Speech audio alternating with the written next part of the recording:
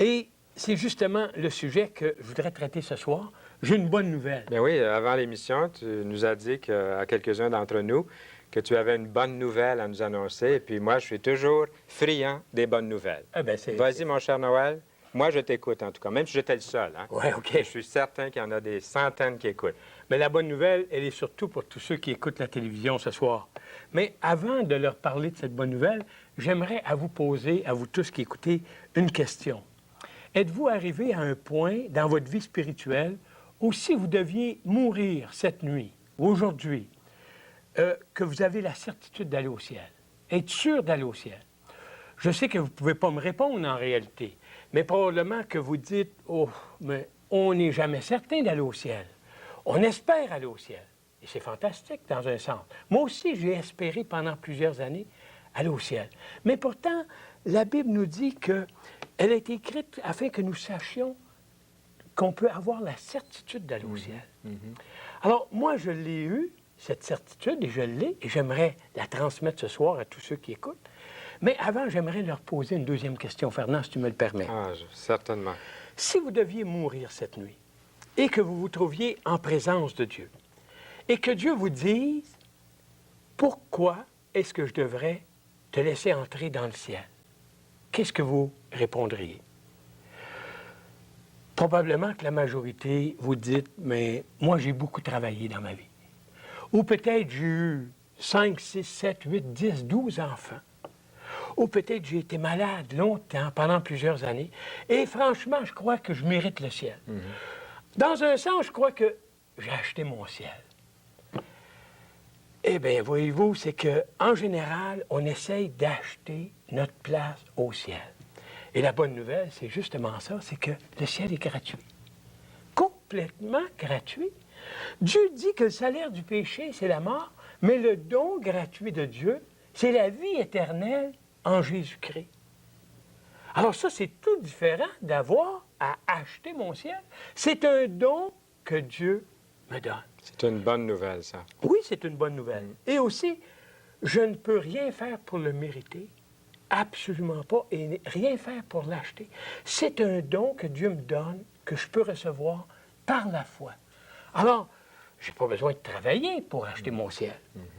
Mais avant d'aller plus loin, j'aimerais ça peut-être dire quelques mots sur ce que la Bible nous dit de l'homme. Elle nous dit que l'homme est pécheur. Bon, je sais qu'aujourd'hui, c'est pas un mot qu'on aime beaucoup entendre. On a rayé ce mot-là de notre vocabulaire. Pécheur et péché, on a complètement rayé ça du vocabulaire. Mais pourtant, la Bible elle dit qu'il n'y a pas de distinction.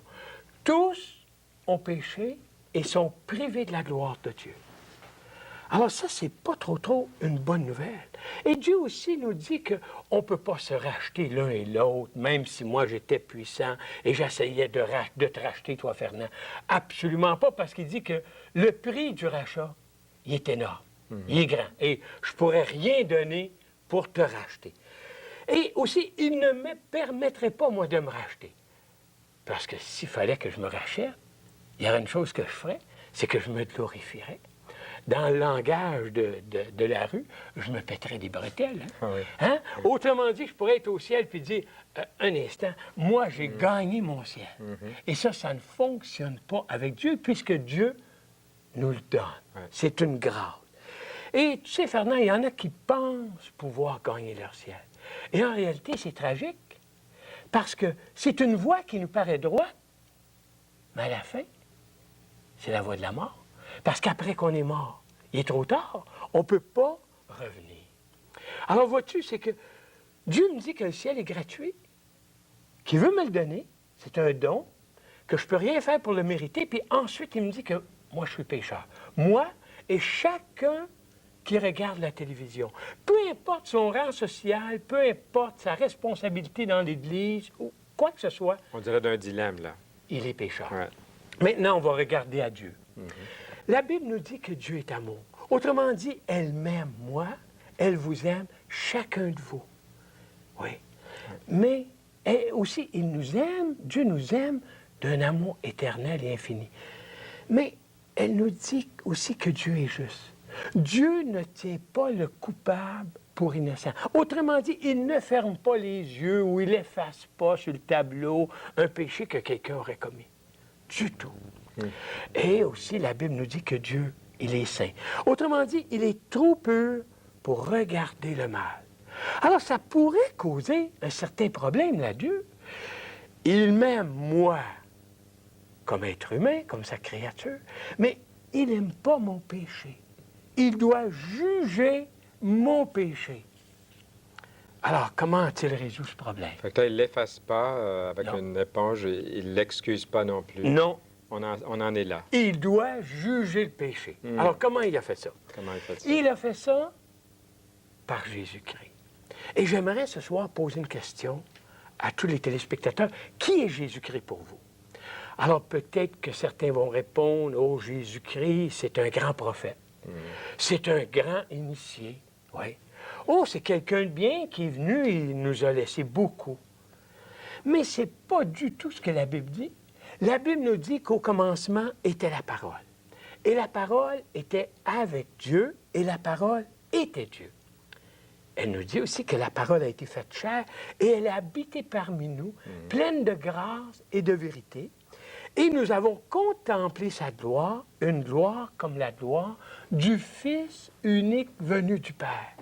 Alors vois-tu, Jésus est ce Dieu créateur, ce Dieu infini qui est venu parmi nous et qui a pris une chair semblable à la nôtre. Mais qu'est-ce qu'il a fait, ce Jésus? Qu'est-ce qu'il a fait? Et c'est ça qui est important. Jésus, il est mort pour moi. Il est mort pour mes péchés. Il est mort pour les péchés de chacune des personnes qui regardent la télévision ce soir, même ceux qui ne la regardent pas. Je vais t'expliquer, Fernand. Supposons que dans ce livre, ce sont tous mes péchés que j'aurais commis durant ma vie.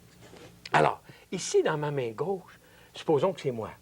Et Dieu voudrait avoir avec moi une communion personnelle et intime. Mais, malheureusement, je porte le poids, le fardeau de mes péchés. Et Dieu est trop saint pour regarder le mal. Il doit juger mes péchés et il m'aime, moi, comme être humain. Alors, qu'est-ce qu'il fait? Il envoie son Fils qui n'a pas de péché. Et moi, je erre comme une brebis sans berger. Et il met mes péchés et les péchés de chacun de ceux qui écoutent ce soir, et même ceux qui n'écoutent pas, il les a placés sur Jésus. Et moi, le châtiment que je devais recevoir pour ces péchés, qui l'a reçu, tu penses? Il les a transférés sur son Fils. Oui! Il a transféré mes péchés sur son Fils, et c'est son Fils qui a reçu mon châtiment. Et c'est Jésus qui a reçu votre châtiment. Pour chacun de ceux qui écoutent, c'est Jésus qui a payé votre dette. Comprenez-vous? Et pourquoi Jésus dit sur la croix, tout est accompli? 3 mots qu'on ne devrait jamais effacer de notre mémoire. Tout est accompli. Mais c'est parce que lui avait rencontré les exigences de son Père. Il avait payé ma dette. Autrement dit, en mourant sur la croix, Jésus m'a acquis, moi, une place dans le ciel. Alors là, on pourrait dire, ah, mais c'est fantastique.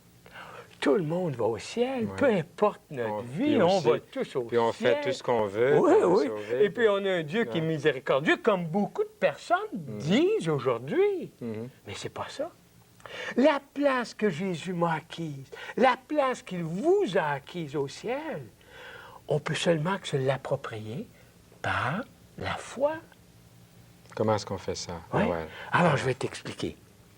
Qu'est-ce que la foi? D'abord, je ne sais pas si tu as un trousseau de clés, là, mais moi, j'en ai pas dans mes poches. J'ai une clé. Bon, tu as une clé. Passe-moi une clé. J'ai les deux Bon, clés. merveilleux, tu as 2 clés.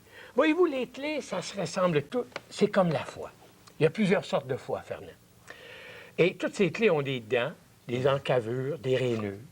Mais pourtant, il y a seulement qu'une clé qui rouvre la porte de ton auto. Et c'est probablement celle-ci. C'est la ronde. Et celle-ci ne démarre pas ton auto. Hein? C'est celle-ci. Alors, c'est la même chose avec la foi. Il y a différentes sortes de foi. Je te remets tes clés pour pas que tu marches ce soir. Il y a différentes sortes de foi. Il y a la foi qu'on pourrait appeler une foi intellectuelle, une adhésion intellectuelle, qui fait que moi, je sais que Jésus existe. C'est beau de savoir que Jésus existe. Mais les démons savent aussi que Jésus existe.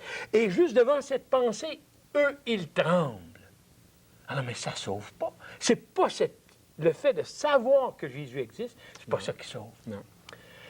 Et il y a aussi cette foi qu'on pourrait appeler temporelle. Alors, on prie Dieu pour notre santé, pour notre voyage, pour notre travail, pour notre épouse, pour nos enfants. Et ça, c'est très bien. Et j'espère que vous allez continuer à le faire. Alors, mais ce n'est pas la foi qui sauve. La foi qui sauve, c'est la foi qui fait que je place toute ma confiance en Jésus. Je vous donne une petite démonstration. OK. Ici, il y a une chaise. Cette chaise, elle existe. Mais est-ce que ça fait qu'elle me supporte? Non. C'est pas parce qu'elle existe qu'elle me supporte en ce moment. Mais est-ce que tu penses que cette chaise peut me supporter? Elle est semblable à celle que tu as déjà. Elle devrait. Elle devrait. Mais le fait qu'elle peut me supporter, ça ne fait pas qu'elle me supporte. Non. Pour que cette chaise me supporte, il va falloir que je me lève et que je m'assis sur la chaise. Hein, et alors, je vais pouvoir te prouver qu'elle me supporte. Alors, remarque bien. Supposons que la chaise sur laquelle je suis assis, ce sont toutes mes bonnes œuvres, sur lesquelles je mets toute ma confiance pour entrer au ciel. Et cette chaise, c'est Jésus. Le fait que Jésus existe, ça ne fait pas qu'il me sauve. Le fait que Jésus peut me sauver, ça ne fait pas qu'il me sauve non plus. Ce qui va faire que Jésus peut me sauver, qui va me sauver, c'est qu'un jour, il va falloir que je prenne la décision de ne plus me reposer sur mes bonnes œuvres, mais de me lever et de mettre ma confiance sur Jésus. Et Jésus seul. Alors, c'est ça la foi qui sauve. Est-ce que tu comprends? C'est saisissant comme Alors, illustration. j'espère que tous ceux qui regardent ce soir comprennent aussi qu'on ne peut pas se reposer sur nos bonnes œuvres. Mais Jésus est mort à la croix pour chacun de nous. Il est mort pour moi, parce que moi aussi, je suis un pécheur. Il est mort pour vous. Et tout ce que Dieu vous demande, c'est mets ta confiance en Jésus. Son sang qui a coulé à la croix, c'est ça qui te sauve. Ce n'est pas pour rien, Fernand, que lorsque Jean-Baptiste voyait Jésus, il le voit et il dit, voici l'agneau de Dieu qui ôte le péché du monde. Mais c'était mon péché aussi que Jean-Baptiste parlait, et c'était votre péché aussi. Alors, si seulement on peut s'arrêter maintenant et penser à tout cela, réfléchir et se reconnaître pécheur, chacun de nous, et alors être capable d'accepter Jésus comme son sauveur. Noël, je vais te demander de rester dans la chaise où tu es, OK. puisque tu as dit que celle-ci, c'était tes bonnes œuvres, tes efforts personnels. Je ne voudrais pas que tu reviennes dans ça. Alors, reste où tu es. C'est parfait. Il reste à peu près... Je veux aussi. Ça, c'est Jésus, ça représente le Seigneur. Pendant 30 secondes, j'aimerais que tu... Parce que souvent, les gens que j'ai rencontrés, ce sont des gens qui ont prié avec nous durant l'émission, qui sont venus au Seigneur. Pendant 30 secondes, faire une prière de repentance pour aider cette personne qui veut accepter le Seigneur maintenant. Seulement 30 secondes, puisque notre entrevue est bientôt terminée. OK.